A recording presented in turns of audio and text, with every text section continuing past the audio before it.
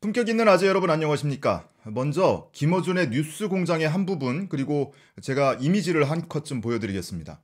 대화를 계속하겠다는 폼페이오는 빨갱이도 이런 빨갱이가 없는 겁니다. 폼페이오 빨갱이. 네, 보신 장면은 김어준의 뉴스 공장 아시죠? TBS에서 방송하고 있는 김어준의 뉴스 공장의 한 부분이었고요. 이미지를 한 컷 더 보여드리겠습니다. 이 이미지인데 여러분 이 이미지 어떻게 보이십니까? A가 B에게 뭔가 흉기를 겨누고 있는 것처럼 보이시나요? 제가 오늘 드리고자 하는 말씀은 어떤 전체 맥락을 가리고 하나의 특정한 부분, 특정한 이미지로만 사안을 바라봤을 때 생기는 오류에 관해서 말씀을 좀 드려보려고 합니다. 보수정당과 몇몇 국내 언론 인식대로라면 미사일을 발사체라 부르는 정도가 아니라 그 군사적 의미를 아예 무시해버리고 대화를 계속하겠다는 폼페이오는 빨갱이도 이런 빨갱이가 없는 겁니다. 다음에는 조금 전에 보여드렸던 그 이미지를 전체 버전을 한번 보시겠습니다. 자, 이렇게 확대를 해서 보면 A와 B의 입장이 완전히 바뀌어 있습니다. 작은 그림으로 봤을 땐 A가 B에게 흉기를 겨누고 있는 것으로 보였죠. 근데 큰 그림으로 보니 B가 A에게 흉기를 겨누면서 쫓아가는 그런 그림이 됩니다. 이건 뭐 대표적으로 미디어 이론을 설명할 때 미디어의 왜곡이 일어날 수 있는 대표적인 사례로 이렇게 이미지를 형상화해서 보여주기도 하는데요.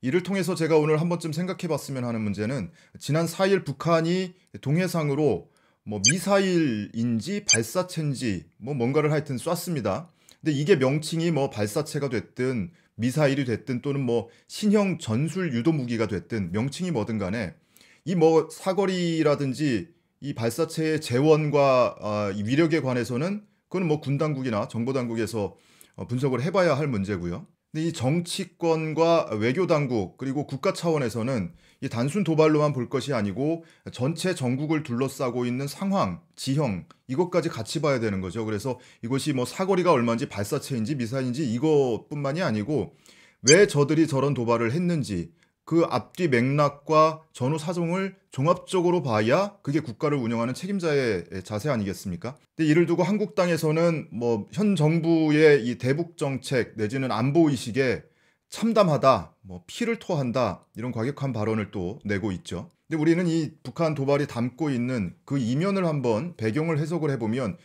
이 북한이 미사일이든 발사체든 뭐 신형 전술 유도무기든 뭐든 간에 이걸 쏜 목적이 뭐겠습니까? 누구에게 보내는 메시지일까요?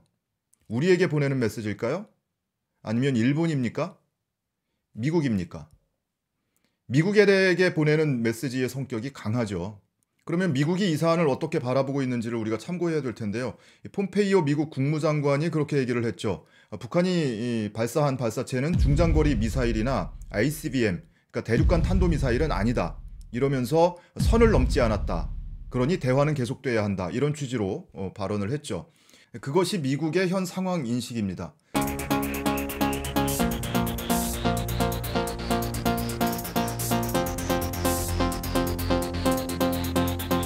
그럼 거기에 대고 우리가 북의 도발이 뭐 위중한 도발이다 이렇게 강경 대응하면서 뭐 거기에 맞사격 훈련하고 남북 간의 대화 단절하고 북미 대화도 끊어야 한다. 중재자 역할 이제 안 한다. 이렇게 하고 또는 그것이 격화돼서 북한에서 과거에 연평도 포격하고 뭐 천안함 폭침 사건이 있었던 그런 때처럼 돌아가서 뭐 백령도 앞바다에다가 뭐 장사포라도 쏴야 되고 그래야 속이 시원한 겁니까? 한국당은? 자, 그렇게 참담하다던 한국당은 그럼 어떻게 했는지 한번 보죠. 지난 2017년 2월에 당시에는 박근혜 전 대통령이 탄핵되고 황교안 국무총리가 대통령 권한대행을 하던 시기였습니다. 그때 북한에서 미사일을 쐈습니다. 그런데 황교안 대통령 권한대행은 국가안전보장회의 NSC에 참석도 안 했습니다. 그래서 국회에서 질타를 받았죠. 당시에 윤병세 외교부 장관이 뭐라고 했는 거 아니?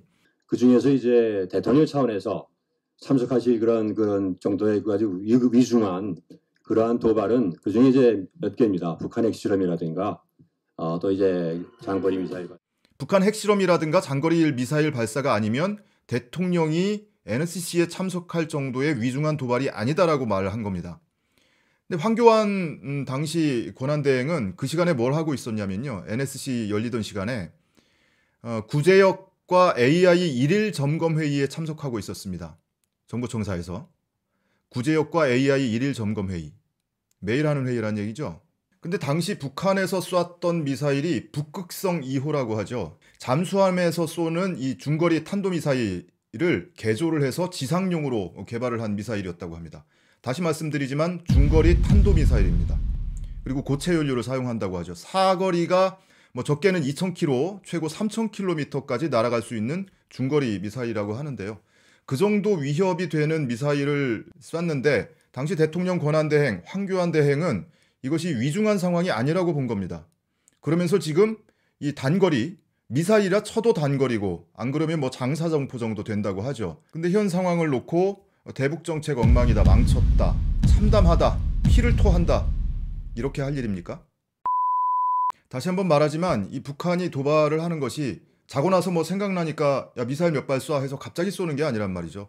여러 가지 전략과 전술을 가지고 계획된 행동을 한 건데, 그러면 그 전략과 전술이 뭔지, 왜 저런 행동을 하는지 정치적 외교적으로 그 내심을 읽어내야 하는 것, 그것이 국가 지도자가 할 목 아니겠습니까? 한국당 주장대로 발사체 이런 애매한 용어 쓰지 말고 미사일이라고 해라. 그래요, 미사일이라고 치자고. 그러면 어떻게 하라는 겁니까? 우리도 해상으로 미사일 몇 발 쏘고 북한하고 대화 중단하고 미국에도 북한과 이제는 협상하지 마라, 중단시키고, 우리도 중재자 역할 안 한다, 촉진자 역할 안 한다, 이렇게 물러서고, 그러고 나서 한국당이 바라는 건 이거죠. 그 다음 스텝을 원하는 거죠. 어디 연평도 포격 사건 때처럼 서해 어디 5도 지역 어딘가에 북한이 장사정포라도 몇 발 쏘고, 또는 그걸로 인해서 우리 군인이나 민간인 몇 명 죽고 다치고 그랬으면 좋겠죠. 그렇게 해서 문재인 정권 대북정책 참담하게 실패했다고 누가 봐도 실패로 낙인 찍히도록 그렇게 했으면 좋겠는 거죠. 과거처럼 정권도 스스로 안 잡고 있으니까 북한하고 어디 뒷구멍에서 만나서 총풍 일으켜달라, 북풍 일으켜달라, 이런 소리도 못하고 답답해 죽겠죠. 누가 국가 안보를 걱정을 하고 평화를 지향하는 겁니까? 정치권이 정치는 안 하고 외교는 안 하고 어떻게 전쟁만 하려고 듭니까? 황교안 대표 그렇게 얘기했죠. 현 정권에 대해서 하는 얘기입니다. 안보를 보지 못합니다. 미사일이 새총으로 보일 겁니다. 이렇게 얘기했죠. 한마디 묻습니다. 정작 본인은 소총이라도 쏴봤습니까?